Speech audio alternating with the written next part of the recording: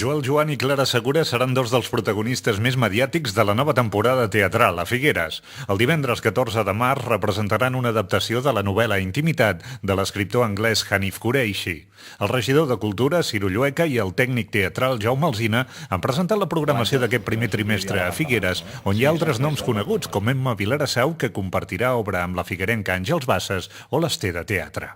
Obres que han sigut interessants i que al mateix temps amb actors mediàtics d'aquests que la gent coneix i que és un ganxo.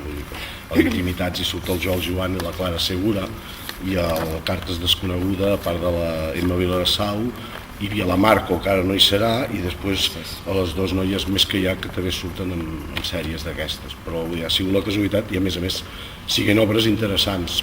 Aquests dies es distribueix el programa Demà amb un nou format. Les entrades es posaran a la venda a partir del dia 14 de gener.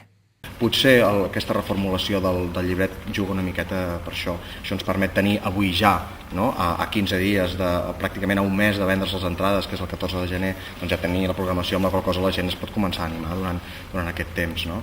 I evidentment això és una mostra del que en Jaume, diguéssim, ens ha programat, però la idea clarament amb el temps és reforçar, és a dir, ens volem assegurar que cada cap de setmana hi hagi cosetes de qualitat al Teatre de Figueres.